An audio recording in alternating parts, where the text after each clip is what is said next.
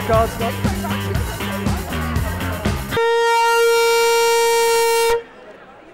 My name's Laura Hamilton. I'm an SHO, Senior House Officer in renal transplant in Queen Alexandra Hospital in Portsmouth at the moment.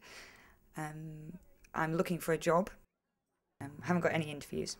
Nobody knows where they're going to go, what they're going to do, and what's going to happen in August. Basically, it's terrifying.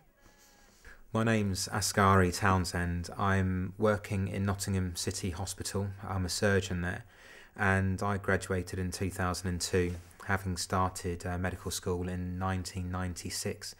I've done exams to get me into the Royal College of Surgeons, and I've hit the MTAS system just at the wrong time, really.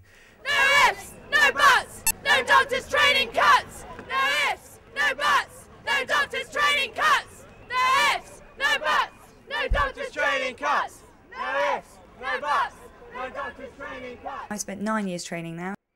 I've done over 250 operations. I've now got 3 degrees. I've done every single course under the sun. I've done several postgraduate exams. I do audits, presentations. I've done everything and more than I thought I needed to do. And that's apparently not good enough to get me a job.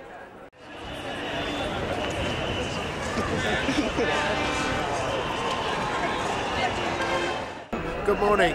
I'm here because of the juniors, because as far as I'm concerned, they're being subjected to a grossly unfair system of selection. These guys are supposed to be asked to care for people, and they are being treated in the most inhuman and uncaring way possible. I first came into medicine and realised I wanted to be a doctor when I was 14 years old. I'd been playing rugby and I'd gone over and broken my arm very badly. A guy had to be brought up from Great Ormond Street to operate on my shoulder, and when I was ready to go home, I was waiting in the hospital foyer for my mum to pick me up, and I saw the guy walk past me, and I remember looking at him and thinking, that guy's a legend, you know, he's fixed me up. I came and I was broken, and I'm leaving now and I'm fixed. And I hoped that one day somebody would look at me in that same way. And I think people have looked at me in the same way since, as I've treated them, comforted them, and made them better. It's a shame to think that in a few months' time I might not be able to do that anymore. And I think that's the real tragedy of this system, is that there's a lot of skilled people out there who've immersed a huge amount of their lives and their emotions and their passion in this, and that's just going to be wasted. Does it cost £250,000 to train us? And you're going to waste us? Everyone's absolutely furious about it. We want control back over our own training. When I found out that I didn't have an interview, that's basically telling me that I won't have a job in medicine from August in the UK, which is ridiculous. I've spent 9 years training, and I love my job. I absolutely love my job, and I can't imagine doing anything else. Hello. These aren't really transferable skills. If I don't get a job in this application process, that is it. I can just draw a line under my career as a doctor, which is terrifying.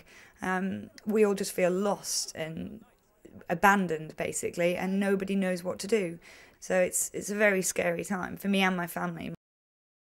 The worry for me is that I'm getting married in September this year, and in theory I don't have a job then. So it's a very uncertain time for myself and for my family and my in-laws, basically. No one knows what the future's going to hold. I have a house with a mortgage. I don't know how we're going to pay that from August. I can't be left jobless. That Laura's a very good doctor. I don't know why she's not been shortlisted.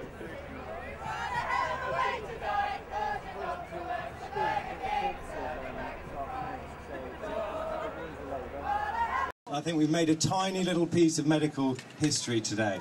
Thank you.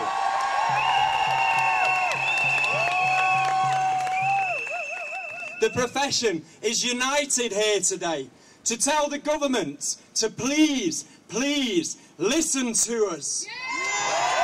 But whilst you, the government, and everyone continue to push ahead with your flawed agenda, we will fight. Bravo!